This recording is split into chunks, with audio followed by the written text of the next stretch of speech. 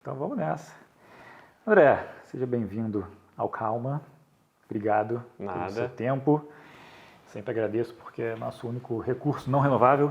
Né? Eu sei que você dá valor para o seu. Então, tem gente que não liga muito, né? Mas você dá valor. Hoje sim. Aprendeu, né? Aprendi. Boa. Então vamos falar de hoje. Vamos começar. Eu pensei da gente entender um pouquinho o que você está fazendo, né? Porque eu acho que o André teve várias vidas. Eu estou falando que nem em português aqui, o André, né? O André, teve várias vidas aí e para até quem te conhece entender um pouco do que você está fazendo. Hoje em dia, o que o André faz? Não, eu acho que o mais legal disso tudo é falar para o seu público brasileiro, né?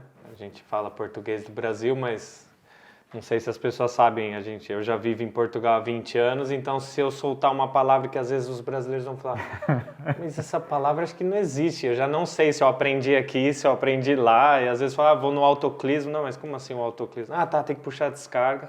Então vou tentar, né, falar celular, ônibus, pebolim. Só não fala que tá cheio de pica. É isso. Que aí vai virar meme, vão pegar esse corte e vão botar na internet. Cheio de pica, é isso. Como você disse, minha vida mudou muito em termos de ritmos, né? Hoje eu tenho 2 startups, uma chamada Arthur, de 6 anos,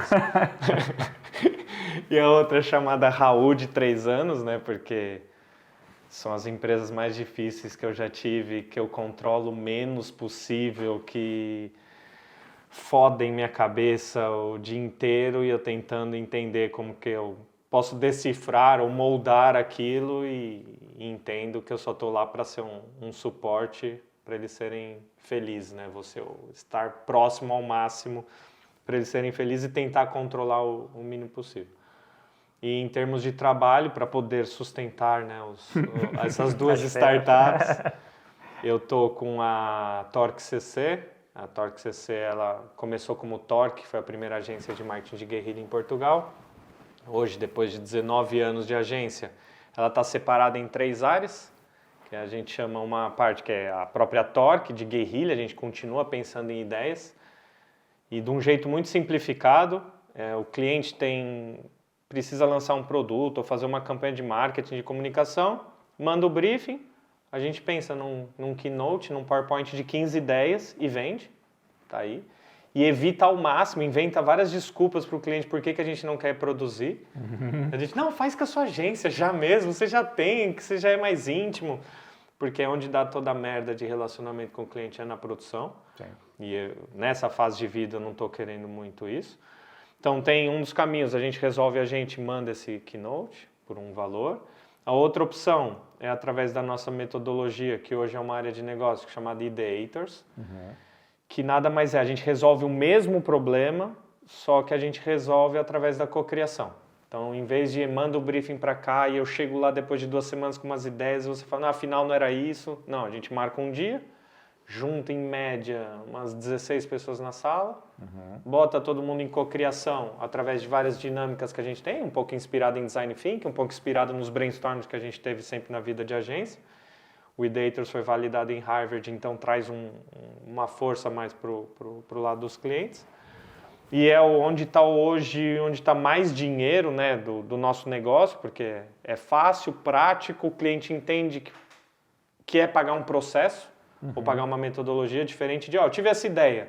Fala, mas André, vocês tiveram essa ideia em um dia, eu não vou pagar 10 mil euros. Fala, tá, mas eu já estou 19 anos a pensar na minha vida em como ter essa melhor ideia, mas tudo bem, não vamos entrar por aqui.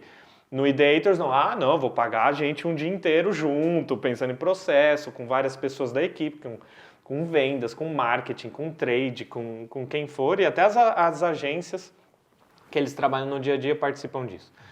E tem uma última área que é o Creative U, que não é uma área que a gente ganha dinheiro, mas é uma área que a gente desenvolveu com a Ordem dos Psicólogos, que a gente mede o potencial criativo das pessoas gratuitamente. Então, foi cientificamente feito junto com eles, então é gratuito, é só creative-u.com. Você entra lá, em 10 minutos você vê o potencial criativo. E o que a gente faz depois disso? Se pessoas e empresas, ou empresas fazem essa dinâmica, depois a gente, através de formação, de tudo, a gente deixa as pessoas, mostra que todo mundo é criativo e seja mais criativo. Então, ou seja, a Torque CC é um pouco de um umbrella, a Torque é ideias do caralho, foda, disruptiva, fora da caixa, gente que pensa, todo o ego em cima da gente. O Ideators é um misto, é uma cocriação, a gente é consultor, não é facilitador, mas a sua opinião também importa e juntos vamos ser melhores. E o Creative You é ego zero, a gente quer dar tudo que a gente tem para ensinar você a ser criativo. Então, são 3 faces também que eu vou, depende do perfil do cliente. O que quer coçar a micose o dia inteiro e fala, não quer fazer nada. Então tá, a gente trata de tudo. Ou não, quero ser aquele cliente que colabora, tenho muito a ensinar. Ou preciso que você treine meus colaboradores para a gente ser criativo também. Então, no mundo da criatividade, eu tô nisso. Acho que meu dia a dia e ganha-pão está dentro da Torque CC hoje. Eu fiquei curioso, como é que faz para validar, por exemplo, como é que se validar na metodologia lá em Harvard? Como é que foi, né? A história, quem vai me conhecendo vai vendo que eu tenho uns picos de sorte, né? No processo. Vai aparecer umas pessoas na minha frente que vão escolhendo, né? Fazendo o meu caminho, às vezes. E eu estava num período no Japão, foi um período um pouco para repensar um pouco a criatividade, sair fora do que eu já conhecia, né? Me expor a uma coisa totalmente nova. E lá eu comecei a pensar como que eu podia fazer que as pessoas fossem mais criativas, né? Porque eu já estava discutindo muito antes de eu ir para o Japão. Eu tinha virado aquele que é o histórico de qualquer empreendedor. Você começa como um empreendedor criativo. Começa como criativo, depois você tá o cara que está no Excel, na contabilidade, né? Todo mundo deve ter essas conversas, fala sempre isso. Só que eu percebi, acho que eu não demorei muito, sei lá, depois de muito tempo querendo ser a pessoa mais rica de Portugal, querendo ser o mais revolucionário, ganhar todos os prêmios, ser o jovem brilhante, depois eu falei, não, calma, meu dia tá muito chato, minha vida é muito chata, só que você não entende isso, né? Hoje é bonito eu até falar aqui com você, porque eu consigo olhar para lá e falar, olha o que acontecia.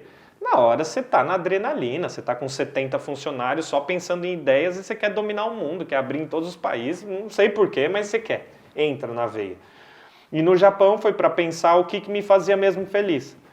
Eu gosto muito da veia empreendedora, eu gosto muito de falar de contas, de negócios, é um mundo que me interessa, mas onde eu arrepiava e onde eu via feliz mesmo é quando eu estava pensando em ideias. Eu falava, nossa, isso é divertido. Por que eu não respondo mais briefing? Né? Chegava um briefing na minha agência, eu olhava e falava, isso aqui é para vocês, eu não tenho tempo para isso.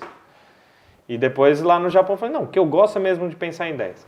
E daí, o que eu fiz? Eu ficava pensando em tudo os brainstorms que a gente fazia e pensava, por que esse brainstorm a gente começou e terminou em 1 hora e a gente não teve nenhuma ideia? O que a gente fez nesse que teve mais ou menos e o que a gente fez nesse que teve muita ideia? Aí comecei a tentar entender, se a gente fizesse jogo antes, em dupla, vai funcionar desse jeito. Depois a gente junta com outra dupla ou a gente faz um exercício aqui e ali. E fui falando com os meus sócios disso e eles foram trazendo coisas que eu nem sabia o que era design thinking, não sabia o que aquelas merdas de colar post-it. Sempre falei mal de todo mundo que cola post-it. Falei, esses retardados colando post-it pra todo lado. Isso é ser criativo? Sempre. Eu sempre fui o revoltado de tudo, mas depois eu ia lá, né? Eu ficava bravo e depois ia lá entender, mas por que eles fazem isso? Com tudo na vida eu sou assim. Eu reclamo, acho que isso eu já sou português. Eu reclamo, mas depois eu penso e falo, mas pode ser legal, vou experimentar, né? Depois eu me abro para conhecer. E comecei a pensar em jogos para as pessoas conseguirem ser criativas num brainstorm. E vi que o Design Thinking tinha esses jogos de uma maneira chata. Eu falei, nossa, tem um jeito muito mais divertido de fazer isso. E comecei a pensar nisso. E eu conheci uma pessoa no Japão, o chamado Minoru, que ele é professor de uma universidade no Japão, e falou assim, você não quer trazer aqui para os meus alunos alguns jogos? Eu falei, mas Minoru, meu inglês é ruim, né? Como eu vou... Não, mas que língua que você está falando comigo? Eu falei, mas a gente já é amigo um pouco, né? Eu já posso falar, me sinto à vontade. Ele falou, não, mas vem tranquilo, fala aí o seu inglês, vai dar para entender. E no Japão, meu inglês é considerado mediano, né? Eu só não posso, se eu vou para a Inglaterra ou para os Estados Unidos, tem que ser meio índio ali. E eu mostrei alguns jogos lá no Japão, e o Minoru falou assim, olha, eu acho super interessante isso aqui, e a nossa universidade é parceira de uma universidade americana que tem cursos mais relacionados a Design Thinking, você não quer apresentar lá? Eu falei, tá, mas que faculdade que é? Ele falou, é Harvard. Eu falei, caralho, não, mano, não vou, né? Ao mesmo tempo que eu já... O que eu tô me metendo, né? Vou para uma situação que eu vou ser humilhado, Mas ele viu o valor, alguém viu o valor. E eu acredito, né? Eu acreditava naquilo que fazia até as ideias, mas você avaliado por alguém, como é que funciona? Nem sabia o que era isso de validado ou não. E daí, ele, na empolgação, estava no Japão, fui para Boston, fiquei lá. E o que eu fiz parte? Eu fiz parte, existe um comitê de Design Thinking que dá... Eles fazem os treinamentos profissionais de Design Thinking. Okay. E eu fui falar com eles, eram 3 deles, e eles falaram, participa aqui no nosso programa e apresenta o seu projeto no fim, como se fosse, era um fim de semana, se apresenta, todo mundo levava um pouco das ideias dos desafios, você traz a sua.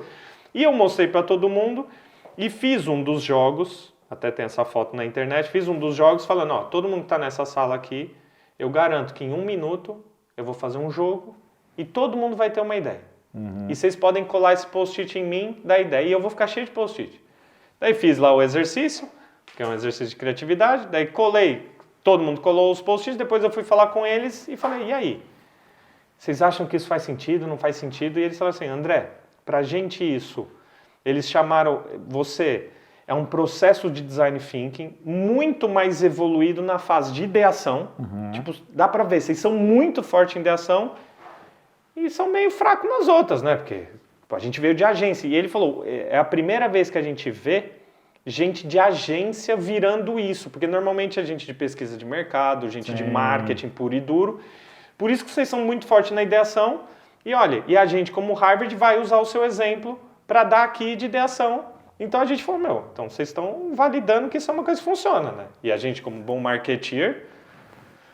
você validou que essa merda funciona em Harvard? Nossa, já liguei pros meus sócios, essa merda é Harvard! Já bota no anúncio, já bota pra rodar aí. E a gente usa, e daí o que aconteceu? A Católica de Portugal falou, eu quero usar a mesma metodologia, então a gente usa na Católica, daí no IAD usa a mesma também, começou nesse mundo acadêmico. E isso a gente percebeu que para alguns clientes que têm medo medo na vida, a maioria dos clientes tem medo de tudo na vida. Quando a gente mostrava que isso foi visto por alguém, ainda mais por Harvard, que é uma bandeira, eu já participei de reunião, deu ver as pessoas me vendendo o cliente, falar, tá aqui o André, ele tem uma metodologia, nem sabia o nome da metodologia, nem sabia nada da minha vida, mas a metodologia é em Harvard. E eu falei, caralho, isso é importante para algumas pessoas. Sim. Que pra gente não era tanto, era um ego de tipo Harvard, né? Vou falar pra minha mãe, nem com o meu inglês eu cheguei em Harvard. Então a gente pegou isso e exponenciou, né? Não existe um carimbo de nada, né? Que uma faculdade vai validar o quê? É através do board de Design Thinking, ter visto a metodologia e falar, vou usar como caso de estudo aqui e vocês são muito fortes em ideação. A gente até assume isso, a gente fala, a gente é muito bom em ideação e é mesmo, né? Porque eu já participei de outros e participo e já tive mais de 300 ideators no mundo e termina a sessão e as pessoas falam, vocês não são facilitadores, igual vieram os outros. Vocês não ficam só... fala você, não, a gente enfia o dedo e a gente já traz ideias. Então a gente vai no dedo da criatividade, leva ideias com cabeça de agência e as pessoas falam, nossa, faz mais sentido. Então a gente profissionalizou isso, transformou numa metodologia, hoje é uma área de negócio e a gente vende resolução de problemas através da metodologia. Boa. Bom, tem uma porrada de caminho que dá para seguir. Eu vou tentar só, não quero me aprofundar muito, mas queria falar um pouco sobre criatividade, né? Porque acho que é um assunto, né, para nossa área super relevante, mas para muita gente eu acho que também pode ser, assim, pensamento criativo, né? E eu vejo que muita gente tem essa dificuldade, né, de se ver, de se enxergar como uma pessoa criativa e tudo mais. O que você, assim, ao longo de... Quantos anos você está já publicitário? Você montou a Torque já tem mais de 20 anos, né? Tem 20 anos, talvez. Eu estou com 41, eu fiz publicidade na FAP em São Paulo dos 17 aos 21. Ali dos 17 aos 21 foi aqueles estagiários de agência que não faziam caralho. Mas se já contar como publicitária, tem aí, 24 anos, mas não uso isso. 20 anos de Torque, 20 anos de André em Portugal, 20 anos que eu senti na massa o que é... Perfeito. Assim, você tem, sei lá, 1, 2, 3 hackzinhos que você usa, por exemplo, para criar? Assim, tem algum processo que você siga? Então, o meu, na verdade, hoje, eu dou aula, acho que eu já dei aula falo tranquilamente, em todas as faculdades de Portugal, né? assim, que, claro, de marketing, comunicação, ou já fui convidado para dar palestra lá, e sempre falo aquela frase mais clichê do mundo, eu tento não usar mais, porque virou tanto clichê que todo mundo é criativo. Mas no começo era muito forte falar isso, porque a criatividade sempre foi feito um péssimo marketing para o termo criatividade, né? Criatividade está sempre associado para os artistas, né? Tipo, era muito isso. Então, todo aquele pessoal do resto do mundo, sem ser publicitário e artista, fala, eu não sou criativo. Isso, até que em Portugal também usa muito o criativo. Tá com o cabelo azul é um criativo. Pode estar com o cabelo azul e ser a pessoa menos potencial criativo. E pode ter ali ainda mais hoje em dia, pode ser programador. O clichê do... Não, essa pessoa vai ser totalmente de exatas, matemática, não vai ser nada criativo. E até é engraçado isso, porque, só um parênteses, no teste que eu fiz com 17 anos... psicotécnico lá, o psicológico, que faz na escola, deu, né, que eu ia ser engenheiro. Porque eu era muito, absurdamente bom, tipo, minhas notas, eu tinha que tirar 6 para passar, então era tudo 6, 6,5, e matemática e física era 9,5, 10, porque eu gostava, eu adoro número, eu adorava a lógica daquilo. E nunca pensei no teste, claro, né, olha, André, bom em matemática e física, engenheiro. Sim. Só que daí eu descobri que eu era burro, não conseguia passar na USP, né? Daí eu falei, então eu vou ter que estudar num curso que você não precisa ser muito inteligente e é só pagar e entra, né? Daí eu fiz publicidade e comunicação e me apaixonei por aquilo, mas não fazia a mínima ideia daquilo. Só que eu acho que respondendo, existem vários jogos e processos para você ser mais criativo, né? E a primeira coisa que eu falo é que criatividade se treina. É igual academia.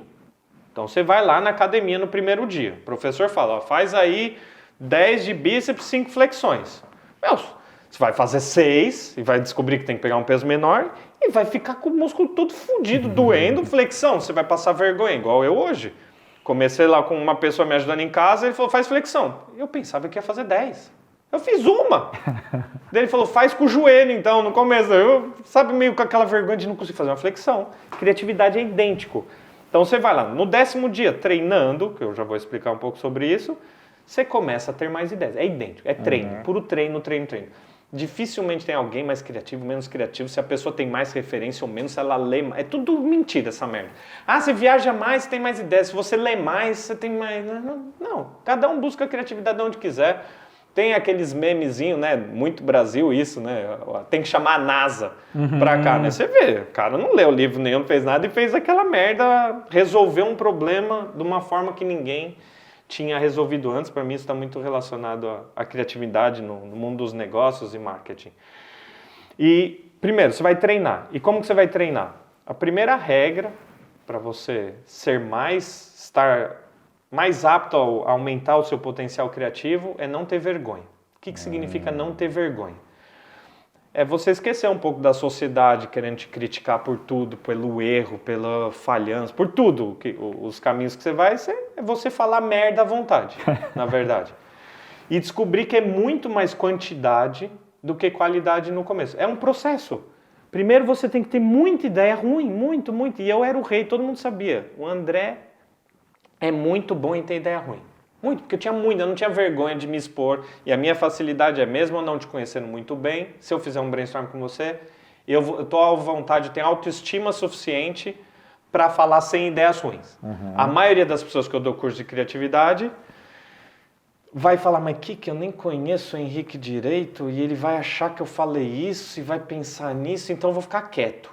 E acabou. Então o primeiro desbloqueio é essa coisa de você sentir a vontade. E por isso, eu nem sei se é por isso ou não, mas na minha lógica, por que inventaram as duplas nas agências? Por quê? Você acha alguém que você começa a se identificar, tá mais à vontade para falar tudo. Por isso que as duplas ficam tão fortes, por quê? Com ele eu tô à vontade para falar minhas merdas. Mas ninguém pensou que é só porque você não tem vergonha de falar com ele. Daí você vai juntando merda com merda, daí vai 100. 100 ideias. Daí você fala, dessas 100, alguma é mais ou menos. Daí você pensa sozinho, quantidade. Daí quando você junta com alguém, daí que vai começar a cruzar as referências. Porque eu falo para você, nossa, eu pensei aqui da gente pegar um elefante todo laranja e pôr na Avenida Paulista para lançar a Fanta. Eu tô pensando num elefante laranja, e tô pensando numa Avenida Paulista, e tô pensando numa Fanta. Quando eu te falei, você vai fazer outro desenho. Eu tenho certeza que o seu elefante é diferente do meu. O meu é mais pro Dumbo, que eu busquei, porque eu assisti um filme com o meu filho da Disney há pouco tempo. Para você, o elefante é o do Circo Cardinale, que uma vez você foi, ou que você foi numa viagem para a África do Sul. E daí quando você juntar, mas você sabia que os elefantes também podem carregar uma coisa que a gente pode encaixar lá em cima? E começa essa troca de referências e mundos diferentes, por isso que a gente fala, numa sessão de brainstorming, quanto mais cabeças diferentes, valores diferentes, perfis diferentes se juntar, mais construtivo é. Então primeira regra, quantidade, quantidade, quantidade, não ter vergonha. Uma segunda regra, você saber e entender quais são os momentos que você consegue ser mais criativo. E parece óbvio, mas não é. Ontem eu dei uma aula numa escola de criatividade aqui e perguntei para eles, quais são os momentos que vocês têm mais ideias? E eles falaram, nunca paramos para pensar. Mas você tem que treinar isso, você tem que pensar, olha, se eu estou na frente do computador, eu sou bom a ter ideia? Eu sou bom a ter ideia ouvindo música? Sou bom a ter ideia lendo um livro? Sou bom a ter ideia no Parque Ibirapuera ou na floresta? Sou bom a ter ideia falando com a minha mãe? Sou bom a ter ideia daí. Eu tenho meus 3 momentos que eu tenho mais ideias, que é tomando banho. Clássico. É um momento, todos, né? De qualquer pessoa, né? Então, não sei. Acho que esse é unânime. Aí eu tenho um ponto que assim, é que é um dos únicos momentos da vida moderna em que você não está sendo atravessado por nada. Você não tem, assim, né? Não tem como levar o telefone, né? Em teoria. Mas o outro é cagando, o meu, né? Ok. E o outro é dirigindo. Então, esses 3 momentos eu sei. E eu até brinco com todo mundo. Um dia eu vou fazer um carro que eu vou tomar banho e cagar ao mesmo tempo. Porque eu vou ter a melhor ideia. Eu só preciso inventar. Eu sempre brinco. Um dia eu vou ter um chuveiro dentro do carro e um pinico e vou fazer os 3 ao mesmo tempo. Vai vir aquela ideia que ou vai cheirar mal ou vai ser muito boa. O próximo empreendimento do André já sabemos. E daí, esse é a coisa mais óbvia e super legal que você trouxe isso, né? Talvez são os momentos que você não está recebendo um e-mail, não está recebendo um telefonema, não está sendo bombardeado. Talvez o cagando hoje em dia, você está ali no Instagram, ou está num joguinho da cobrinha que vai fazer não sei o quê.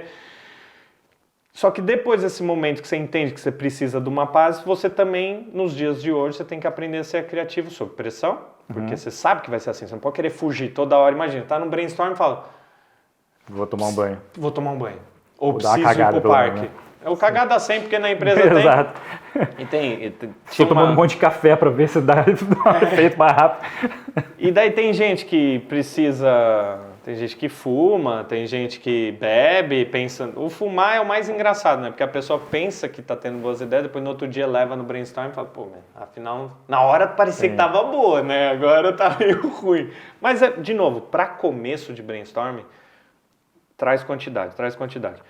E o segundo momento é você entender sob pressão como que seu cérebro funciona com referências. Por exemplo, eu tenho muita facilidade a traduzir uma imagem em ideia. Então, mas sou eu. Então eu pego revista que não tem muito texto, que só tem imagem. Até as archives, assim, coisas que já tem um conceito, então para mim é mais fácil. Então eu fico pensando no desafio, olho aquela imagem e tento traduzir para o que eu quero. Não veio nenhuma ideia? Vira a página. Não veio nenhuma ideia? Vira a página. Uma hora vem qualquer coisa e você escreve. Escreve. Daí vai vir o negócio de escrever. Então você sabe onde você perde a vergonha, sabe aonde você é criativo e tem que anotar tudo. Nosso cérebro é muito traiçoeiro. A gente pensa, por exemplo, agora eu vou pensar numa ideia. Daí daqui a pouco chego no carro e falo, qual que era a ideia que eu tinha pensado lá no meio e era muito boa? Não vou lembrar. Não lembro. Então anota tudo. Hoje, graças a Deus, para mim, existe o WhatsApp, que eu gravo o áudio das minhas ideias, porque às vezes você está pensando tão empolgado que o ritmo de escrever, você demora muito mais para escrever do que pensar na ideia. E eu falo, mas eu tô com 4 ideias, eu ainda estou escrevendo a primeira. E o nosso braço já não sabe mais escrever, parece caramba, só sei digitar, dói até esse lado da mão. Daí eu gravo, né? Monta lá um grupo com uma pessoa que você não gosta, dá oi, a pessoa dá oi, você tira lá do grupo, só para irritar mesmo, e daí você fica só você naquele grupo. E eu gravo o áudio das minhas ideias. Daí quando dá branco, quando não tá vindo nada, eu ouço. Ali dou uma ouvida nos áudios, para ver o que eu tinha pensado, trago referências. E existem milhões de outras coisas para você que a gente tem cartas, né? Que você pode seguir cartas. Você volta no tipo, áudio antigo, assim, de, sei lá, 2 anos atrás? Eu fico vendo os áudios antigos, Caraca, que loucura. É só porque eu só uso para referência, eu não uso para responder Sim. o desafio. Eu só uso... Olha o jeito que eu pensei naquela ideia. E qualquer palavra ou ideia, para mim, funciona. É uma ideia de uma coisa nada a ver.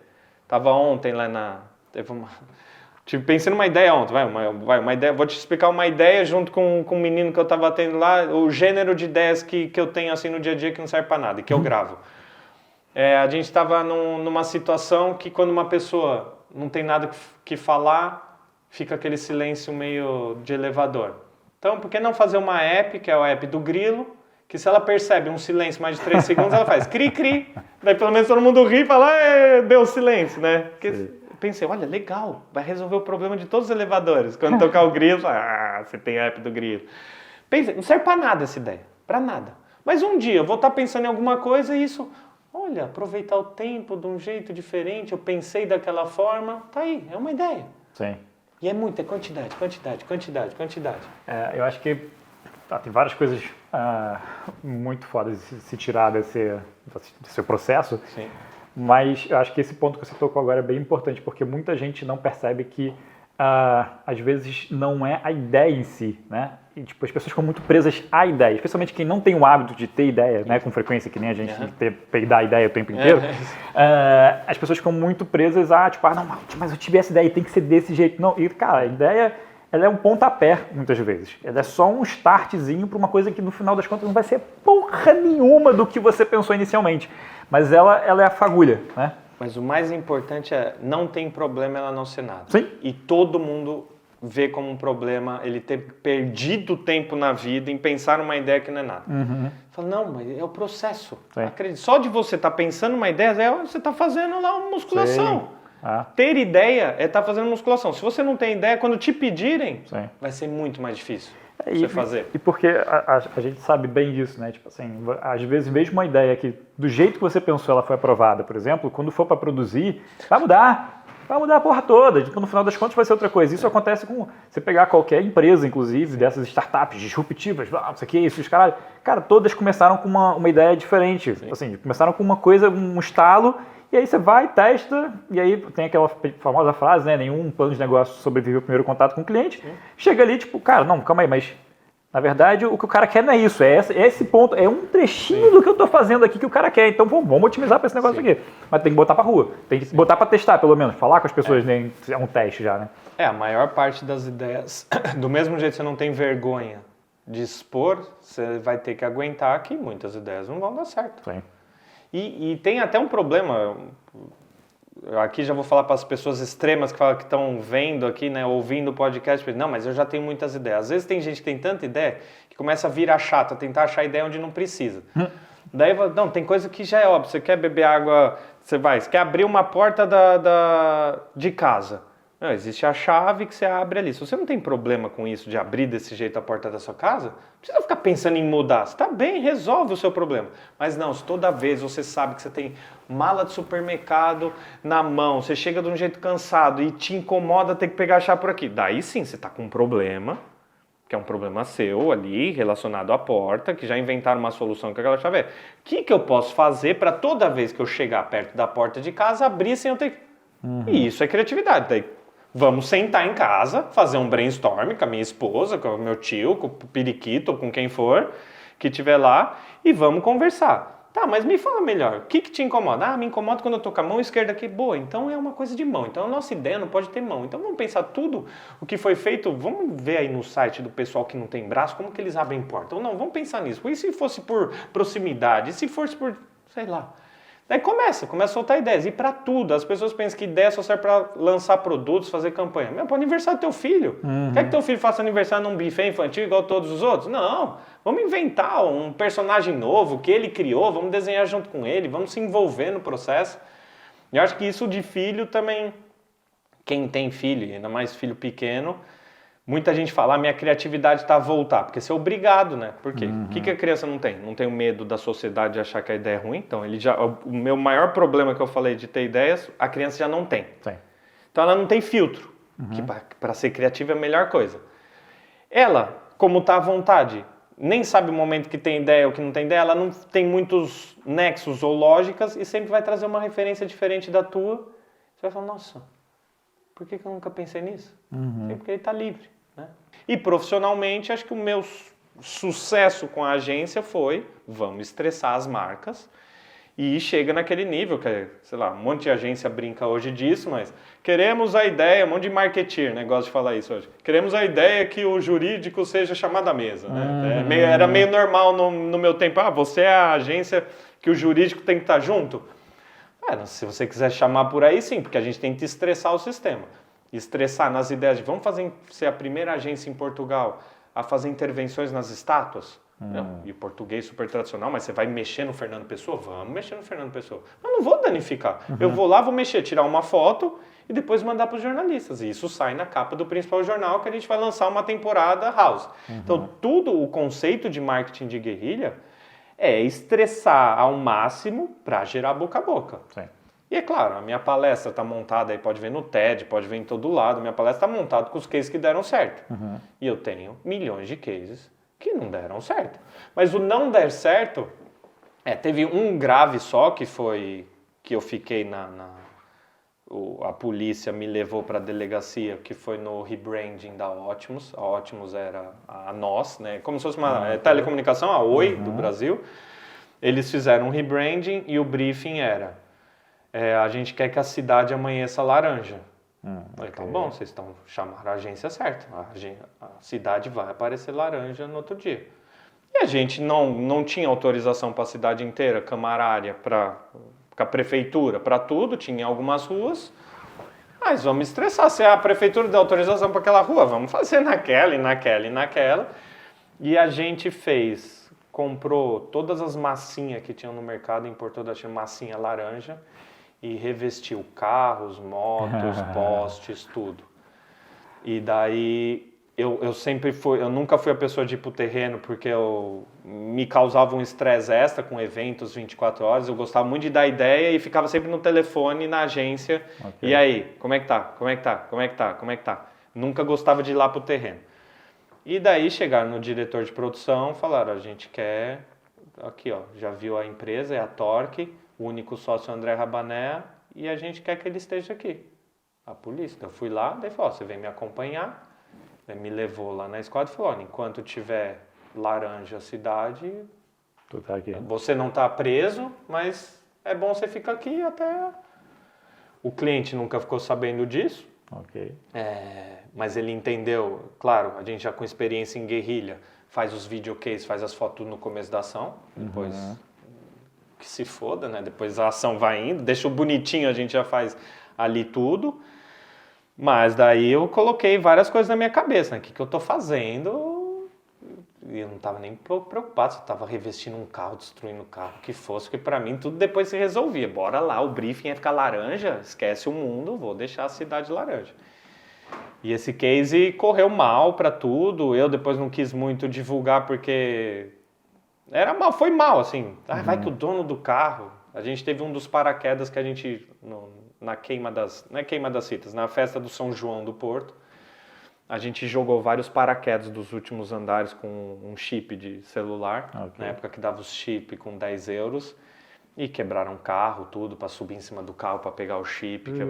Deu prejuízo, sei lá, de uns 20 mil euros que a gente tem que pagar em vidros, isso tudo. Mas quando você está pensando na ideia, não é legal. Olha a ideia apresentada. Vamos na festa, jogar paraquedinhas e as pessoas vão, pegar, não tá legal? E o cliente, muito bom, começa a cair chip de 10 euros, só que daí vem o ser humano. Sim. Chip de 10 euros, sobe em cima de carro, pisa coisa, quebra, taca coisa, um briga com o outro, porrada. Eu não falo isso nas minhas palestras, né? Mas você estressa tanto que vai pro ruim ou vai pro bom. Só que a única coisa boa que tem de estressar é que você aprende. Sim. Você não paga imposto, você vai saber exatamente como é que funciona. Eles demoram 2 semanas para fazer isso, depois 1 semana para isso. Você entende a lógica. E como é? Fiquei curioso. Não, posso te ensinar várias coisas. Depende, tem uns que são criminais, o IVA aqui, e imposto, tudo que é relacionado aos impostos diretos, que é o IVA, ou um IRC, ou segurança social, é motivo é criminal. Ok. Né? Então, e você Você recebe um aviso e nesse aviso, a partir daí, você responde judicialmente e responde com juros. Os que só respondem com juros, você entende que você tem mais tempo. O que vai judicialmente, você quer matar aquilo quanto antes, porque daí começa a bloquear a conta, manda uma carta, que foi aí que eu falei, nunca mais vou fazer de teste, porque ele manda uma carta para todos os seus parceiros, falando, se você deve algo para ele, você é obrigado, você recebe essa carta, a transferir direto para mim, governo, porque essa pessoa está devendo para mim. Caraca. Eu recebo dos outros hoje, né? E agora eu já sei, eu recebo, o fornecedor lá, que nem é comigo, distante, eu falo, puta, coitado, tá recebendo essa carta, quer dizer que ele tá devendo imposto, então se eu tiver alguma ação com ele, não é para pagar para ele, é para eu pagar direto. Então aí você vai aprendendo e usa isso depois para o que quiser, os limites, né? Ok. Eu entendi que aí não se brinca. Sim, Era meu sócio pro resto da vida, ia ser o governo, e eu tenho lá ele como sócio, com 21,5%. Queria te perguntar um pouco sobre essa sua mudança de trajetória, né? Você abriu a Torque, tipo assim, aquela história linda, né? Que você pode contar em várias palestras. Sim. E aí, cresceu, chegou a mais de 100 funcionários, não foi? Na Torque sozinha não, mas com o grupo todo foram 140 pessoas. 140 porque pessoas. Foram 11 empresas depois, 23 sócios. Ok. E aí, do nada não, né? Tipo assim, falar, isso estressa para um caralho, foi o que você falou, aqui, a vida tava um saco, só ali fazendo planilha, e aí resolve mudar e você faz, como é que é essa timeline? Você foi pro Japão, e no Japão você resolveu fechar as empresas, e aí vai diminuindo, como é que funciona isso? Hoje eu acho que eu conto a história de um jeito cronológico. Talvez eu estique uns anos a mais aqui e ali, porque meu cérebro, ele não... Sim. Eu até estava pensando, e às vezes eu vou no LinkedIn e vejo, nossa, mas essa pessoa trabalhou comigo 3 anos, eu pensava que ela tinha trabalhado 6 meses, sabe? Eu não... Porque muita gente passa, muitas empresas, muitos sócios, e você perde ali um pouco a cronologia. Mas só uma coisa engraçada que você falou, a história tradicional do empreendedorismo, né? Porque, é claro, se alguém chegou para fazer uma entrevista, uma reunião, é que ela teve um histórico para contar de sucesso. Então, o sucesso, é óbvio que você vai começar de baixo e crescer. Porque...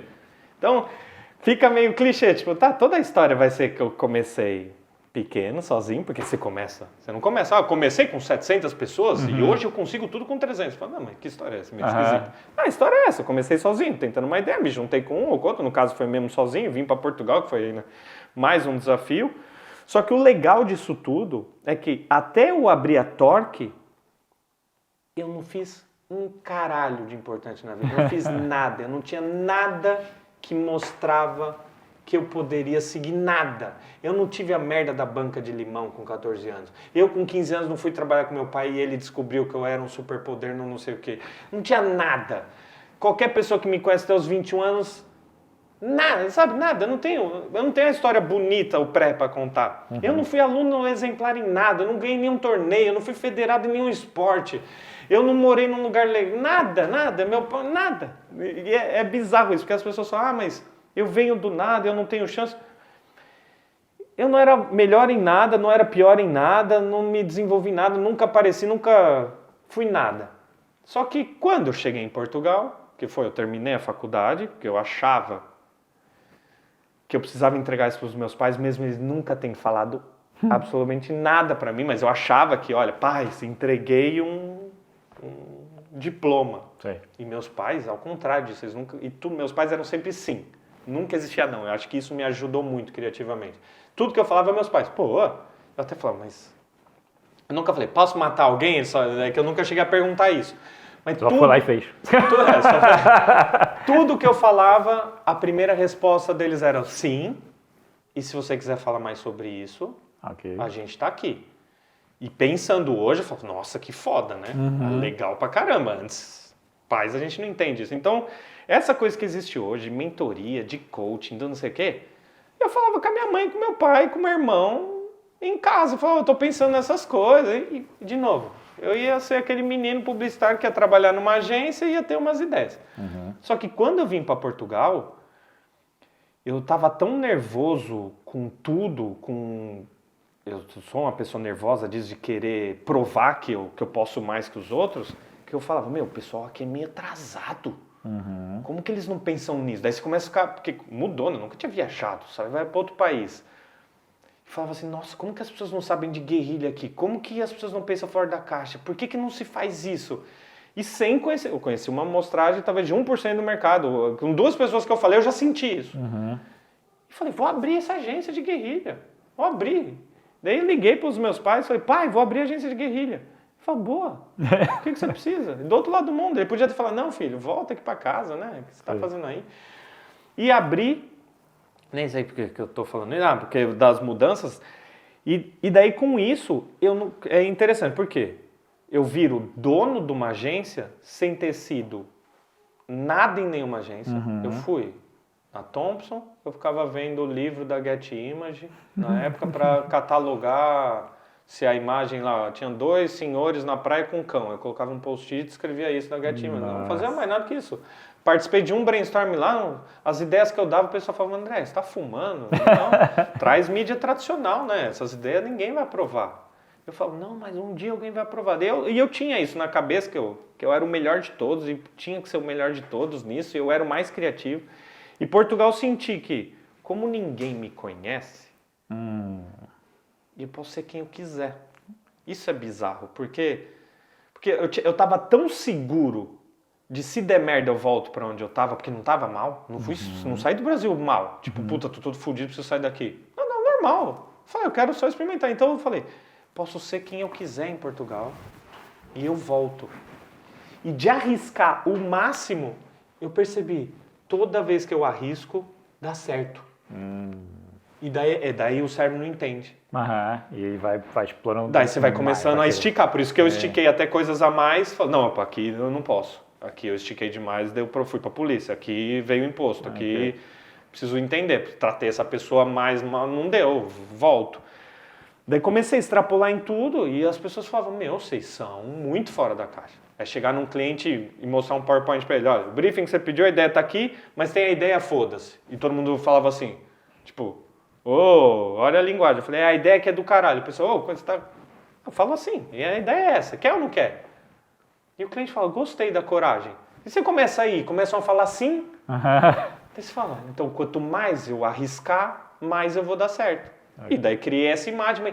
E quem me conhece, eu não fumo, eu não bebo, eu sou mó certinho, um monte de merda. Só que como eu criei essa imagem do publicitário radical que estressa tanto, acham que eu sou loucaço. Quantas decepções eu já não tive de noite. De eu estar ali 1 da manhã sentado, querendo ir pra casa. E aí, rapané, puta, pensei que você era mó loucão. Não, eu sou... Tem essa imagem que eu criei por sentir que se eu estressar, vou ter um caminho. Estressei, e agora você imagina. Você não entende, você está lá com 23 sócios, 11 empresas, já recebeu investimento na Torque, está com um monte de coisa, um monte de briefing, os principais clientes, e você começa a falar, tá, até onde eu vou estressar isso? Tipo, eu ter 300 mil, eu lembro, né? A gente recebeu 300 mil euros por 15%. E eu nunca esqueço, entrou na minha conta do banco, 300 mil. E depois de 3 meses, estava lá, 300 mil. Eu falei, eu não preciso de dinheiro. Eu não estava na fase da vida de, nossa, com esse dinheiro vou viajar. Não, eu queria ser o mais milionário, mais sucesso. Então eu comia lasanha congelada no almoço, pizza congelada à noite, trabalhava igual todas as histórias de empreendedor, trabalhava absurdo, nem é porque eu gostava tanto, é porque era a minha vida, não tinha outra vida. E ter namorada, pra mim, esquece, não tem tempo pra isso. E eu focava nisso. Só que daí, quando você tá nesse sistema, o que você é? Uma pessoa que não tem experiência de nada. Tudo eu aprendi na raça, então eu inventava coisas. Nunca li livro disso. Eu vi alguns sócios que falavam, acabei de ler o Sapiens e vim com essa ideia. Mas que se foda, o que vem da sua cabeça? Eu inventei um grupo, o Billy The Group, sentei com um advogado e falei assim, eu não sei se isso é possível fazer, eu quero fazer assim. Você não é advogado? Faz isso acontecer. Eu quero que ele responda pra mim, se um dia eu quiser sair, acontece isso. Eu quero que esse sempre fique comigo, se um dia ele venha... Inventei tudo, ele falou, André, isso tem nome, no caso específico chama contratos, acordos parasociais e dá pra pôr tudo. Então me fala tudo que você quer e eu ficava inventando coisa. E essa empresa vai ter 12% porque sim. E foi na raça. Aprender. Nunca falei com ninguém, com mentoria. Quando eu fui inventava, até que chegou um limite que daí você para e fala, tá, tem um dinheiro no banco que não muda a minha vida, mas me dá uma leve segurança ali, porque pronto, tem um dinheiro. Mas como eu sempre pensei que eu era capaz de fazer mais, eu nunca dei atenção para ele. E meu dia a dia começou eu comecei a analisar a só resolver problemas, não criativamente. A problema só vinha as merdas, as coisas boas. Gente, ganhamos uma conta, estamos indo para uma festa. Eu não era nem chamado porque eu tinha que resolver outras merdas. André, o cliente não quer mais trabalhar com a gente, falou que a gente errou, os problemas de direito de autor, ela quer falar com você. Então eu só ia. O cliente que me adorava, o André, o cara mais legal do mundo, era só para ir aí, como vamos resolver esse problema? Isso aqui, só problema. Daí volta para o advogado, porque eu adoro falar com o advogado. Eles são muito criativos, muito. É uma profissão que as pessoas... contabilidade e advogado, que são duas áreas que normalmente as pessoas têm o estigma de ver como menos criativo, para mim são as duas áreas mais criativas de um negócio. Contabilmente, podemos falar aqui de criatividade, quem consegue fazer assim por ali, por aqui. Quando acabar aqui a entrevista a gente fala bastante sobre isso. Não. E advogado, ele precisa ser criativo na maneira de escrever, de pensar, de argumentar, é muito um advogado. E daí comecei a entender que aquela vida era, apesar de eu gostar muito de número, de resultado, eu ter, juro, 100 mil euros, 500 mil reais na conta, ou 5 milhões de reais na conta, naquela época, para mim era idêntico. Okay. Então eu pensava, era número mesmo, não era físico, era um número na conta do banco. Então eu falava, para que eu tô querendo aumentar isso aqui? Para nada, daí onde me dá mais prazer? Daí eu ficava, nem sei onde me dá mais prazer. Todo mundo construindo família. Sabe quando você está indo sozinho? Daí você fala, mas eu curto uns negócios de filho, eu curto umas coisas de família, né? Acho legal, sei lá, ter alguém em casa quando chegar pode ser legal. Tá na hora de eu começar a dar algumas prioridades. E daí foi um dos motivos que eu fui para o Japão. Quando você foi para o Japão, você já conhecia a sua esposa? Não. A atual não. Tá. No Japão foi assim, nesse período que estava no auge da Torque, eu tive o meu primeiro relacionamento mais sério, que foi com uma turca, e, de novo, tudo que eu pensava, eu fiquei com ela, a gente abriu a agência na Turquia, porque eu pensei, se eu vou ter que ver a família dela mais vezes, eu vou abrir na Turquia. E abrir em Istambul. Então o pessoal pensa, nossa, que legal, por que você abriu em Istambul? Porque minha ex-mulher era turca, eu tinha que ir lá várias vezes. O ciclo de amigo delas, um era o diretor da Efes, da marca de cerveja, o outro da HP. Falei, já que eu venho aqui, eu faço um negócio e junto os dois. Okay. Brasil, mesma coisa. Nossa, eu conheço um monte de gente no Brasil, vou ter que ir lá para ver minha família. Então ficou esse ciclo. Então a Torque era Portugal, Turquia e Brasil, São Paulo, Istambul e Lisboa, para me dar jeito, enquanto eu tiver uma atividade pessoal, eu enfiar profissional. Porque eu nunca separo, até hoje eu não separo. E eu gosto disso. Eu gosto de não separar vida pessoal e profissional. Por quê? Porque é a mesma, para mim. E quem me conhece, foi até um dos meus melhores amigos, falou, você é a pessoa que eu conheço mais do mundo, que é a mesma pessoa em todas as situações. Okay. Eu tô numa reunião, eu sou igual se eu tô no bar. No bar não vou muito, mas é porque eu não bebo, mas... Uma situação social. Uma situação... Eu sou igual. Sim. Eu não vou eu vou estar vestido assim. Eu levo as crianças na escola assim. Eu vou na reunião com o presidente do Millennium BCP assim. Eu sou assim. Eu não mudo, então não importa a situação. Então, para mim é a mesma coisa. E graças a isso, por eu ter chegado, já que para mim é a mesma coisa, e o profissional começa a perder força na importância que eu quero para minha vida, o que eu tenho que mudar na minha vida para ter mais coisas que as pessoas chamam de parte pessoal e menos merda para resolver? O que eu faço com isso? Vou buscar o que eu gosto realmente de fazer. Eu entendi que tem que ser a ver com criatividade. Pode ser negócio, que eu gosto de número, gosto de negócio, gosto de falar, gosto de conversar com as pessoas sobre negócio. Gosto do processo criativo, dos meus maiores prazeres é ver que o outro aprendeu comigo e hoje não, graças a você eu penso diferente, ou eu abri uma empresa, eu ouvi uma coisa que você falou, ou eu trabalhei com você e você sempre me incentivou a abrir minha cena. O meu maior prazer é receber esse feedback. Uhum. E comecei a pensar, como que eu faço só isso? E agora, dinheiro, eu não estou precisando muito pelo que eu construí, eu sempre acho que eu consigo dinheiro se precisar de umas estressadas aqui, vou atrás de um dinheiro, então não vai ser o foco principal. Como que eu volto do Japão e acordo no dia seguinte com 0 peso no ombro? Eu coloquei isso como meta. Ok. Esse foi minha meta. Essa foi. Então eu analisei. Mas deixa eu te fazer perguntas práticas. Sim.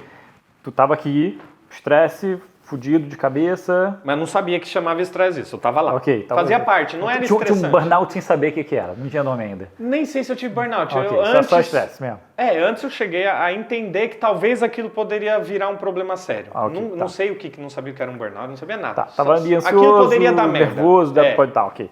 Eu já estava mais agressivo nas reuniões, chegava um sócio meu, eu já dava patada. Ok.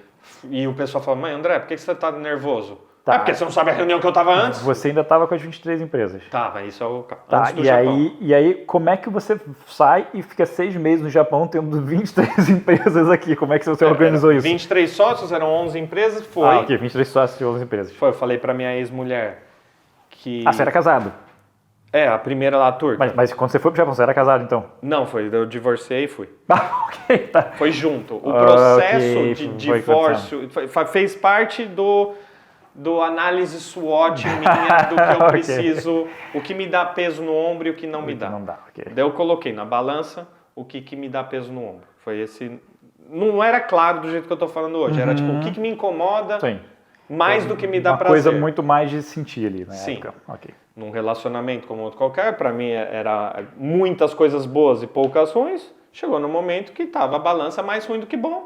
E com os sócios eu fiz a mesma análise. Do mesmo jeito que eu fiz no meu outro relacionamento, pesa mais do que é legal. Pesa mais do que é legal. Daí eu fui fazendo isso. Algumas sociedades eu não pude sair rápido porque não é tão fácil como a gente imagina. É um caos. Eu fiz um plano para ir para o Japão, deixar as coisas andando, depois voltar do Japão, fazer essa transição e pensava que em 6 meses ia fazer. Qual foi o ano? 2016. Ok, não tem tanto tempo, tem relativamente pouco tempo. Sim, não, mas daí onde foi mesmo foi o Covid. Daí porque você toma essas decisões, só que não é tão prático assim. Sim. Eu não sou daquele, amanhã vai acontecer isso tudo. Não, tem sociedade, tem negócio, tem um monte de coisa e eu não desgostava, não era uma coisa que eu odiava. Sim. Era só que estava me dando dor no ombro. E acordar com aquilo pesado me incomodava. E eu comecei a fazer essa análise do que eu quero, do que eu não quero. E já vamos esticar aqui para chegar onde foi o grosso. Com a chegada do Covid, você pesa tudo, né? Porque você vê... Para mim sempre tem que ter alguma coisa grande para me dar uns choques. Assim, né? Amigo morre do Covid. Você fala, caralho, o cara era a mesma coisa que eu, tinha agência, não sei o quê, 45 anos, eu tô com 39... Morreu?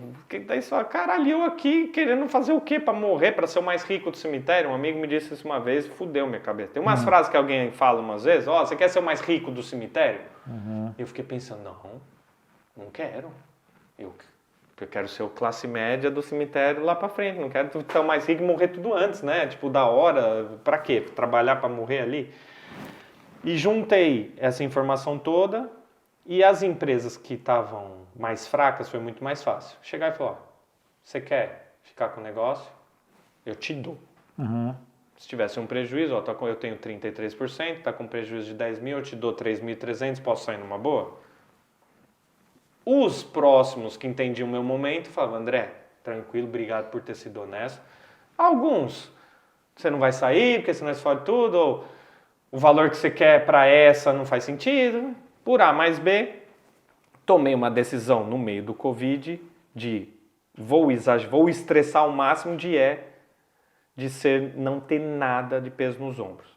Então, eu vou tentar não ter mais nenhum sócio, vou ficar só com a marca Torque para depois construir ela em volta da criatividade, porque é onde eu acho que eu posso gerar negócio, é lá. E foram conversas de qualquer pessoa, qualquer gestor que falar comigo vai falar que eu fui muito burro, né? Porque eu troquei coisas que eu podia ter ganhado, sei lá, 300 mil euros na minha participação na BetaI. Eu falei, não, só me deve o que vocês não pagaram no ano passado, que é 30 mil, que eu saio. Não, mas você vai sair assim? Porque eu quero sair. Não quero analisar se a minha decisão está valendo 300 mil euros ou não. Quero analisar que, olha, amanhã eu não tenho que mais pensar que vocês são meus sócios, eu não tenho que mais responder nada daqui. Eu acordo e faço o que eu quiser. E todas as empresas até a BetaI, eu sempre fui o líder, né? E a BetaI foi a primeira que eu não era o CEO, o líder. E foi onde eu mais sofri. E eu entendi que o meu perfil, eu tenho muito mais prazer, mesmo sendo um negócio menor, de eu fazer as coisas do jeito que eu quero. Tenho muito mais prazer. Não tem nada a ver. E daí fiz isso, fiz um reset ali em todos. Daí os sócios que falaram assim, André, independente de onde você for, qualquer movimento que você for, eu quero estar com você. Que no caso foi o Pedro Alegria e o Hugo Tornello, mas depois o Hugo Tornello tinha um plano de vida dele, que era ir para o Alentejo e viver lá com parte agrícola também, turismo rural.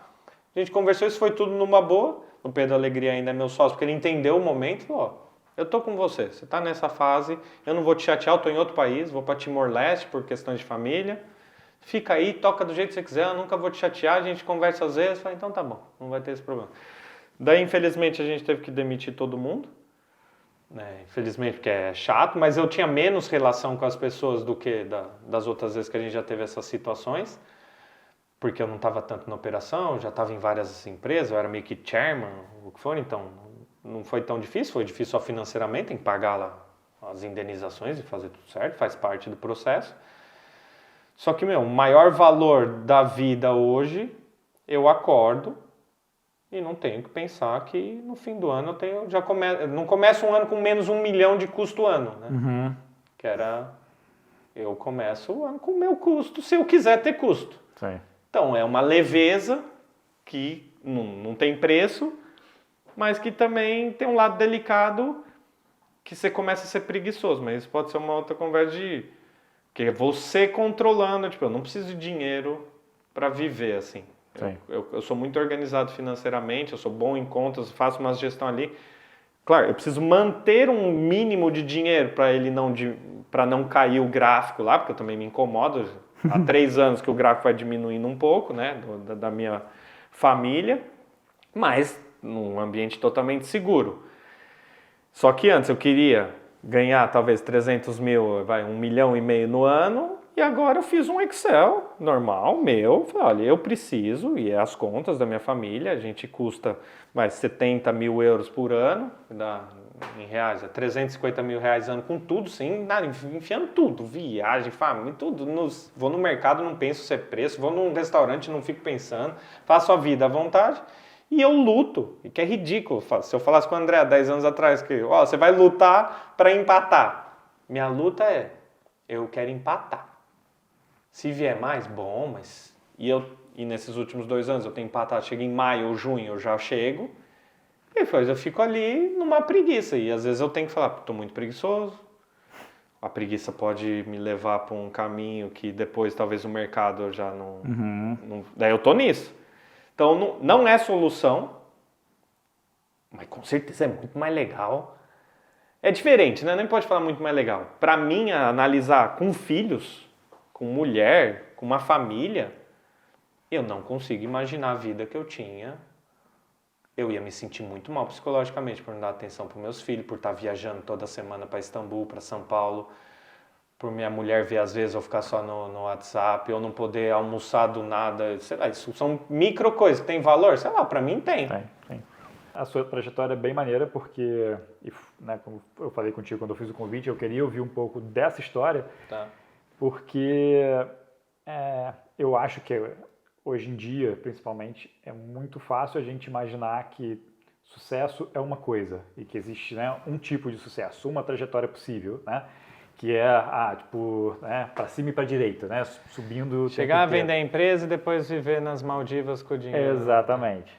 E eu vejo, assim, acho que você vai ficando velho, né, vai conversando com as pessoas, vai ouvindo outras histórias E eu sinto falta de escutar outros tipos de histórias de sucesso. Então, por exemplo, eu entrevistei uma pessoa no podcast uma vez que ela falou, né? Eu sempre pergunto, eu vou te fazer essa pergunta daqui a pouco, que é o que é ser bem-sucedido para você, né? Qual o significado? E ela me deu uma resposta que para mim foi muito significativa, assim. Que ela falou assim, cara, ser bem-sucedido é se orgulhar da sua própria história. E eu falei, cara, legal é isso aí, hein? Exatamente, legal, porque, legal. Cara, não tem a ver com o que os outros esperam de você, é a sua própria régua, né? Então você define. E você pode falar assim, eu posso falar assim, cara, tipo, para mim ser bem-sucedido é estar presente na vida dos meus filhos. E ponto. E quem é que vai falar que não é? Mas você tem que ser evoluído para conseguir fazer a régua. Tem que ser evoluído, mas aí... Eu tento. Mas eu e aí... tenho um truque para te falar, então, pra você ficar mais feliz. Vai, eu já comprei aí o clickbait. Baixa a régua, velho. Baixa a régua. Pô, eu tenho um podcast, tem um episódio do Calma, que é isso. Baixa a régua. Olha, eu nunca parei para pensar nisso bem sucedido e só concluir com você falando, porque as poucas vezes, até eu ando de kart, e fui me enfiar num campeonato. Tem domingo agora outra parte do campeonato, nunca tinha feito um campeonato, eu só andava para curtir e sabia que ia ter 24 pilotos e eu estava muito tenso. E minha esposa me conhece e falou, calma, é a primeira vez que você vai, não queira chegar em primeiro logo. Eu falei assim, mas eu sou um competidor, eu não faço ideia do nível deles. E no carro, olha eu, me boicotando ou não, baixando a régua, eu falei, esqueci que minha mulher falou isso do primeiro, minha régua é entre os 10. Eu inventei. Mas eu queria mesmo estar ganhar em primeiro, mas entre os 10. Cheguei em sexto, fiquei felizão. E daí eu pensei, nossa, vou começar a fazer isso meio que na vida, né? Sei. Você baixa, é só vocês, não tem que explicar nada pra ninguém. Sei. Então, quando você falou que alguém disse aí, parabéns, adorei isso, de se orgulhar, eu acho que além de se orgulhar, é sua avó se orgulhar também. A avó é régua baixa. Sim. Eu nunca esqueço que eu corri, e minha avó mora do lado do Autódromo de Interlagos. E eu estava no Brasil por algum motivo e fiquei sabendo que ia ter os 5 quilômetros no autódromo. Não corria, mas falei, como eu gosto de corrida de kart, eu vou correr lá para sentir o que é correr dentro do Interlagos. Okay. Fui andando, porque eu não sei correr 5 quilômetros, andei, trouxe aquela medalha de participação. Você vai na casa da minha avó, ela tem medalha até hoje pendurada e fala, o meu neto correu a corrida de 5 quilômetros. E eu falei, olha a régua dela. Sei. A minha régua era, deixa eu ver o meu tempo comparado com a média versus idade e o perfil, se eu bati... Mano, eu vou ficar felizão. Então, se orgulhar de si próprio. Eu acho que bem-sucedido tem vários caminhos, como você estava falando, não pode... Acho que o problema hoje é todo mundo querer achar fórmula de empreendedorismo e fórmula de sucesso. E se basear pelo do outro, né? Pelo que esperam de você, ou a expectativa da sociedade, seja do que for. E pelas outras histórias, você vai ver que as histórias é tudo diferente. Não é todo mundo que teve a banca do limão para dar certo. Não, tem que falhar 2 vezes, ganhar 3, vender uma e voltar para 4 e fazer MBA nos Estados Unidos. Sim. Não, eu não fiz MBA, não fiz... Ah, não, mas você tem que estudar fora para voltar mais caro. Não, mas você pode... Ah, você tem que estudar isso e depois mudar para... Quando você entrevista pessoas, eu na Betaí lidava com, sei lá, 50 startups dias mandando pitch. Okay. Todo mundo tem uma história diferente e teve a mesma curva, mas com perfis totalmente diferentes. E eu penso assim, não existe um caralho de uma régua de nada para ninguém. Inventa a sua... E vai atrás e fica feliz. Acho que eu adorei isso, por isso eu vou até copiar a ideia de se orgulhar do seu percurso. Sim. E sua avó também. Sim. Vou enfiar a avó aí no meio, porque a avó é régua baixa. Sim. A avó, qualquer merda que você fizer, ela vai ter orgulho e acho que isso facilita. Tem uma história que eu já contei aqui algumas vezes, mas acho muito boa. Eu trabalhava com um palestrante, enfim, e ele sempre contava essa história na palestra dele, que funcionava toda vez, que era, ele estava... Estava com alguma coisa, enfim, problema, foi no médico, o médico falou assim, tem que fazer exercício. Ele falou, vou correr. Sei lá, por quê, né? Vou correr. Começou a correr e falou assim, vou correr uma maratona. E botou isso já com, sei lá, quase 50 anos, talvez, uma coisa assim. E aí começou a treinar, de fato, para correr, para maratona e tal, sério. E aí, E ele é engraçado, o cara é engraçado, ele vai contando essa história, ele fala assim, corri a maratona, treinei 1 ano, né? Tipo assim, fui correr a maratona, adivinha que lugar que eu cheguei. Mas ele bota como se fosse, o cara chegou em, sei lá, em terceiro, né? Na maratona. Porque ele te leva para esse ponto, sabe? Cheguei em 1723. Ele faz 1700, caralho, foi o penúltimo da corrida. E aí todo mundo começa a rir, né? Tipo, porque é isso, aí, ele, assim, storyteller total, todo mundo começa a rir, ele fala assim, vocês estão rindo de quê? Quantos aqui já correram uma maratona? Aí, tipo assim, 3 pessoas levantam o braço. Ele falou, então, eu tô na frente de todo o resto. Aí ele fala isso, tipo, seja o dono da régua que mede seu próprio sucesso, né? Essa é a lição da história. Eu acho sensacional, porque muitas vezes é isso, eu por exemplo, tá? Vou dar um exemplo rápido aqui da minha história, da minha trajetória, mas a minha família, meus pais são empreendedores e, enfim, tem lá, deu certo, a empresa, assim, tipo, não são milionários.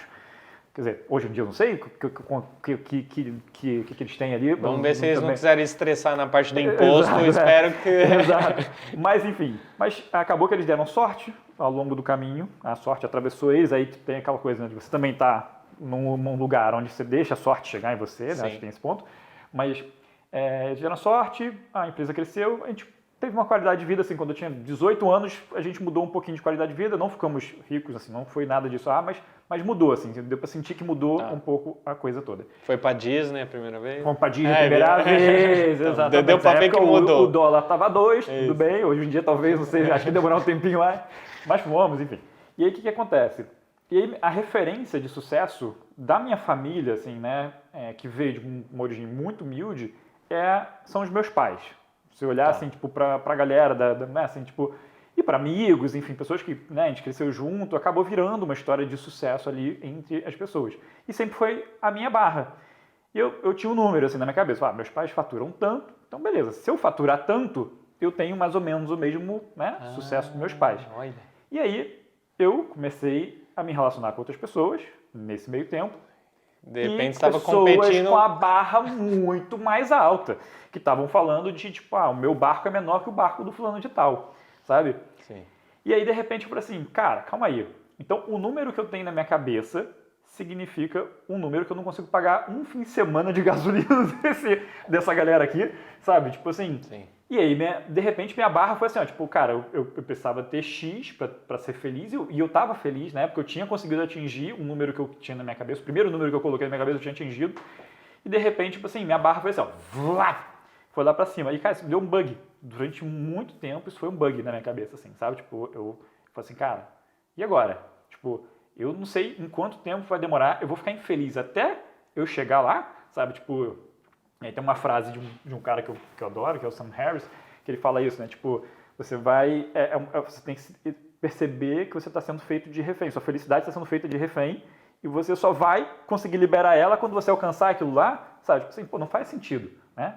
E aí vem toda essa minha busca por outras referências, sabe? Tipo assim, não que eu não queira aquele dinheiro ou aquela coisa. Não tem nada a ver, aparecer, nem ganhar na Mega Sena, beleza. Não, cara, e não é essa trajetória é ruim. Não, eu só comecei a pensar o seguinte, cara, eu preciso ser feliz agora e quando chegar lá, se eu chegar lá, se eu não chegar também tá tudo bem, eu tenho que ter essa referência para mim, assim, de como que eu consigo estar aqui presente e não só pensando no momento, porque eu já vi muita história de gente que também chegou nesse lá que as pessoas colocam o imaginário de 10 milhões na conta, sabe? Sei lá, qualquer coisa. Meu irmão chega lá e aí fode tudo, porque fala assim, cara, não mudou porra nenhuma na minha vida. E aí dá um bug maior ainda, porque você deposita a sua felicidade naquele momento, você acha que a partir daquele momento todos os problemas vão acabar, e quando você chegar lá, fala assim, não, eu acabei talvez com o meu problema de dinheiro. E assim, talvez, porque se você aumentar também o seu estilo de vida, você vai ter que continuar na rodinha de hamster, né? Então, sim. Enfim, tudo isso para falar, para falar sobre essa coisa da mudança de mentalidade, né? De como a gente faz para encontrar, de repente, e minha vontade aqui hoje é contar histórias de pessoas que escolheram, e aí eu estava falando com você antes, né, quando a gente estava almoçando, tipo assim, escolheram o trabalho, né, a empresa, seja o que for, se adaptar ao estilo de vida e não ter um estilo de vida que se adapta ao trabalho. Então, o meu raciocínio, a história é a mesma que a tua, só que eu analisei de um outro jeito.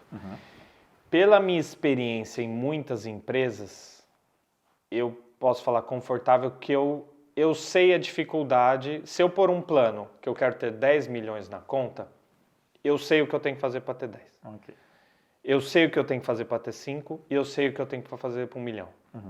Porque eu tenho experiência em empresa. Eu sei pelo menos o que eu tenho que tentar para chegar lá. Okay. E a decisão que eu tomei foi, eu não quero ter a vida dos 10 milhões. Não é para chegar, eu quero chegar nos 10. Mas eu sei que eu não vou conseguir. Não vou conseguir se eu quiser ter a vida que eu tenho hoje. Então, para eu ter a vida de 10 milhões, o que eu ganho e o que eu perco? Eu sei que eu ganho os 10 milhões. Talvez eu vou perder, vou ter que aí aguentar vou voltar a falar assim meio com meus filhos quando eles tiverem 13, 15, vou ter que estar viajando mais, é isso que eu quero agora ou não? Ah, com 5 milhões. Ah, com 1.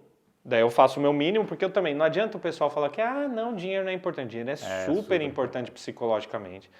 Eu acho que para mim serve de segurança, não de luxo. Sim. Eu preciso saber hoje que, dando errado alguns planos meus, eu tenho um respiro. O problema hoje de muito empreendedor que acaba de começar a empresa, já começa sem respiro, já tive sócio assim, é muito difícil de lidar com esse tipo de sócio. Primeiro mini lucro que a empresa deu, já tem que ir para a conta dele porque ele está devendo não sei o quê, mas e a gente, calma aí, para chegar no 10 milhões, você vai ficar uns 3 anos sem tocar nisso aqui, porque a gente vai ter que ficar mandando dinheiro para ela. Não, mas vamos chegar lá e eu também preciso tirar o meu. Tá, são perfis, o que você vai... E às vezes o dinheiro, você ter o mínimo, acho que conseguir juntar um mínimo para você ter uma segurança financeira para depois poder explorar outras coisas.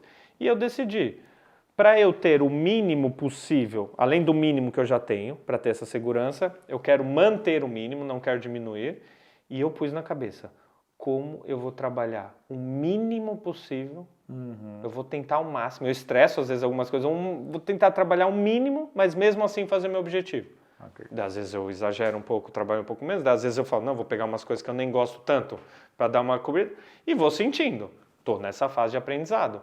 Não existe fórmula, mas pelo menos eu sei que com o que eu faço hoje, eu nunca vou conseguir mais juntar os 10 milhões, pelo que eu estou disposto a entregar. Então nem é muito, todo mundo quer dinheiro, cara, eu queria que aparecesse 10 milhões lá, sei onde gastar fácil, se precisar. Fico no hotel, em vez de ficar no que eu fico de 100 euros por noite, vou ficar no de 200, porque tem a piscina aquecida, ou levo meu filho, talvez no voo executivo, em vez de estar junto, sentado lá atrás. Gastar dinheiro depois é muito fácil, se você já experimentou, mas é saber o quanto de esforço você tem que fazer e se você quer passar por esse momento. Tem amigos meus que é o contrário, falam, André, vou morar no Dubai, longe da minha mulher e dos meus filhos, 4 anos, e eu consigo voltar com 600 mil euros, que é um caso. 3 milhões de reais. Daí ele fala com a família, olha família, tá todo mundo ok, que eu vou ficar 4 anos sem ver vocês, vendo só no Natal, mas eu trago 3 milhões de reais para a família e depois eu fico o dia inteiro com vocês vivendo onde quiser. É uma escolha familiar. Tem gente que... Eu tenho muitos amigos que fazem, que vai para Angola, daqui de Portugal, fica Angola, 3 semanas lá, uma aqui, 3 semanas lá, uma aqui. Quanto que ele ganha? Ganha muito mais do que está aqui. Eu quero nessa fase de criança fazer... E de repente eu posso fazer um podcast com você aqui daqui 5 anos e falar, olha, o bicho voltou e eu quero... Agora eu vi que meu filho decidiu andar de kart e Fórmula 1. Se ele decidisse na vida, fudeu, né? Porque é um dos esportes mais caros. Imagina, mas é o sonho dele, é a coisa dele. Eu vou querer fazer tudo por ele. Daí talvez eu fale para minha família. Vou ficar 1 ano no Dubai, ser o diretor criativo de uma agência lá, e volto com 1 milhão de reais e pago para ele entrar nessa corrida. Mas acho que é ver os esforços e ver com a família o que todo mundo acha. É um bom assunto, dá para ficar aqui horas falando. Deixa eu te perguntar, você tem alguma rotina? Alguma coisa? Tem. O que você faz todos os dias? Assim, como é que é? Eu durmo, né? Não, é assim. Importante. Eu durmo super bem. Não, meu sócio não dorme, você sabe disso, né? DJ. Ele não dorme. Sim, qualquer horário que eu mando uns WhatsApp perdidos, às vezes ele responde. Não, minha rotina Eu gosto de ter rotina, até por causa das crianças, né? Eu sou o que sempre levo, né? Acordo todo dia, 6h10 da manhã, com despertador, que era uma coisa que não tinha antes, mas é porque eles estudam num lugar um pouco mais longe, eu acordo 6h10, faço toda a parte da manhã com eles dois, levo eles para a escola, deixo eles lá 8h15, sempre igual, todos os dias da semana.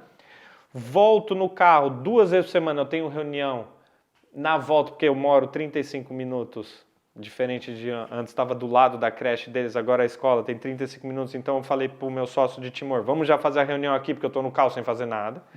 Faço a reunião lá, chego na minha casa onde eu trabalho, obrigado Covid, é a única coisa boa que foi feita na vida é que mostrou que você pode trabalhar de casa. De manhã, normalmente eu tento fazer, vejo os briefings que tem, vejo os desafios, respondo uns e-mails, tudo numa boa. De terça e quinta vai uma pessoa em casa e eu faço uns exercícios, aqueles lá meio sem peso.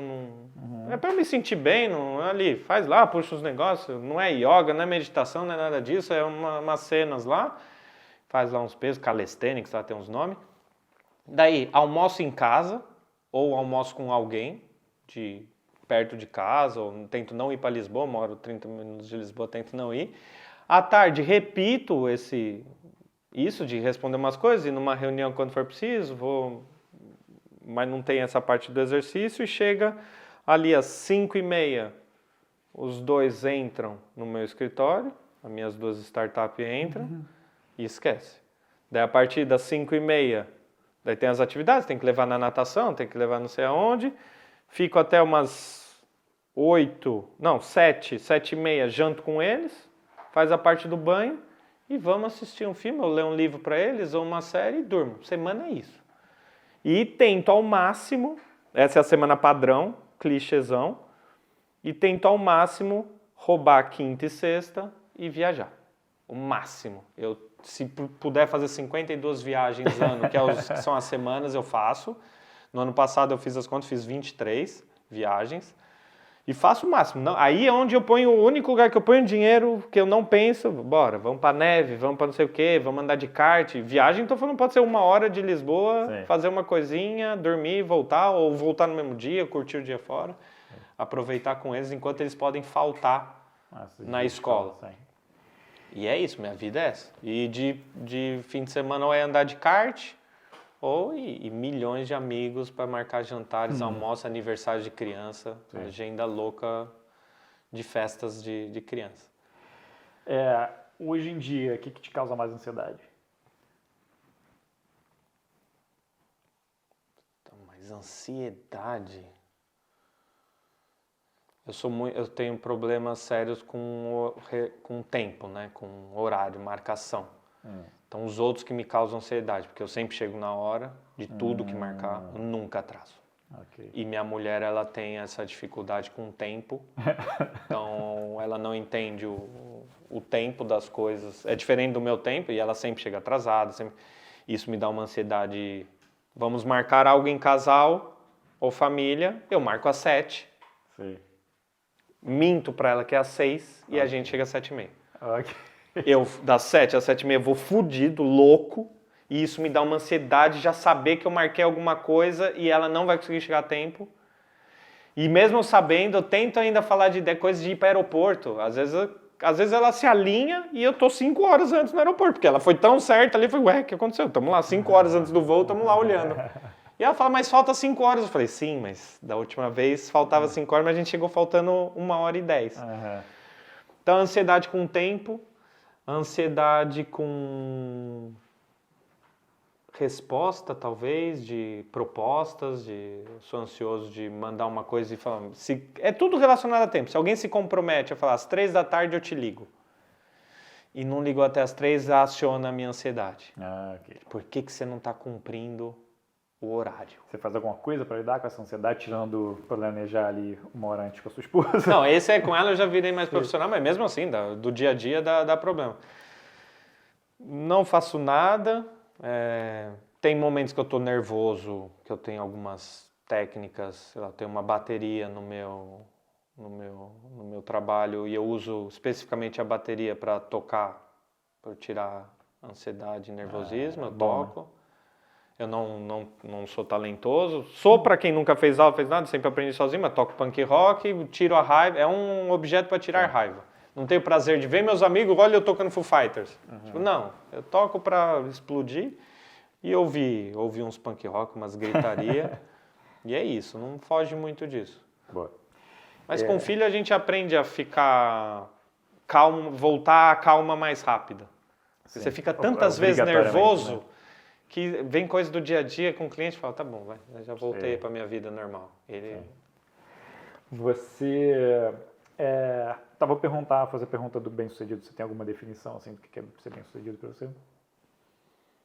Não, acho que a gente falou um pouco sobre isso. Você estar bem com os objetivos que você traçou. E acho que o ciclo pequeno interessa também, acho. Para mim interessa muito. Interessa a mãe, o pai, minha mulher. Okay.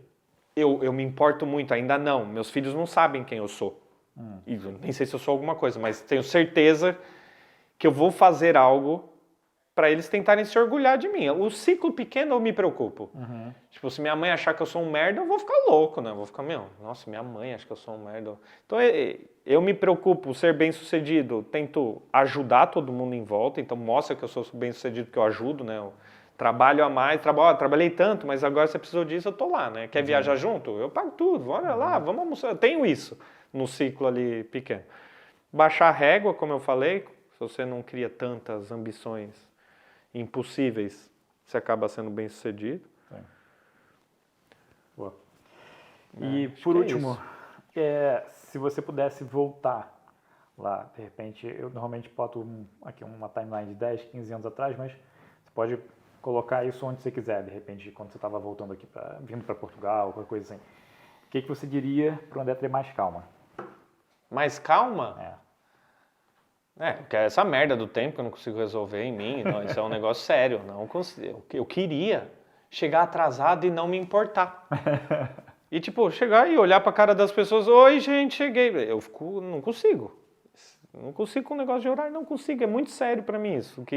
Queria resolver esse problema, não se importar tanto com o tempo, mas no passado, eu acho que não ter tido calma em várias situações fez com que eu tivesse mais agressividade comercial ou criativa, que se eu tivesse muito calmo, não ia ter sido tão ágil. Acho que a calma agora eu percebo mais de novo, desculpa falar sempre, mas com as crianças. Eu percebo que eu perco a calma com o cliente, eu nunca fiquei notando, perdi minha calma. Não, perdi porque ele mereceu, caralho. Olha tanta merda que ele falou, nem teve no processo, nem fez isso, fiquei a madrugada inteira, fiquei a semana inteira com o time e ele ainda vem falar que o azul não é o Pantone do caralho. Ficava louco. Mas se o filho fala ou você responde, às vezes eu dou umas respondidas pros meus filhos, falo, nossa, mano, o que eu falei? Eu volto pra trás e respiro e falo, caralho, parecia um demônio, né? Um monstro falando com meu filho. Porque eu perdi a razão ali. E às vezes pego no braço dele, segura assim com força e falo, mano, ficou minha unha no braço do moleque. Só que na hora, e daí se eu olho pra trás eu falo, André, podia ter sido mais calmo aí, né? Só que na trajetória é uma coisa que algumas pessoas já me perguntaram, eu não mudaria nada, não faria nada diferente. E se tivesse feito diferente, porque eu não acredito ainda bem que eu escolhi azul naquele dia. Mas você não sabe se você escolhesse o vermelho. Poderia ter sido até melhor e você tá achando que sua vida é boa pra caramba. Foi isso, eu nunca reclamo das decisões que eu tomei, pro bem, pro mal. Dos divórcios, que é coisa mais séria, terminar com sócio, juntar com sócio. Na hora eu acreditava na pessoa. Eu gostava da pessoa naquele momento. Só que daí você vai ficando mais velho, daí você pensa nisso. Será que ele vai ser essa pessoa de novo? Daí você pensa mais um pouco. Mas daí você fica mais medroso também nas decisões. Não arrisca tanto. Você acha que eu gostava dos 23 sócios? Você acha que eu queria que todos jantassem em casa? Queria que eu visse ele na praia e eu ia gritar o nome dele para falar que eu tô sentado aqui? Não, cara, então vou ficar escondido. Mas eu tinha que ter ele. Para ele era uma peça importante que eu achava ali. Hoje eu já penso diferente. Não, se é para ser meu sócio, eu tenho que gostar da família, tenho que ver os valores, tem que estar alinhado. Antes não.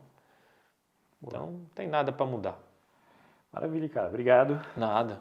Obrigado eu. Sensacional. Meu primeiro podcast. Incrível que pareça. História. Tirando que você se entrevistou. É isso. É isso. E tive que fazer eu mesmo. Já que ninguém me convidava para nenhum, eu fiz o eu mesmo, né? Para aparecer, mas obrigado aí. Espero que dê um retorno aí bom para vocês. Importante é a conversa. Boa. Da hora.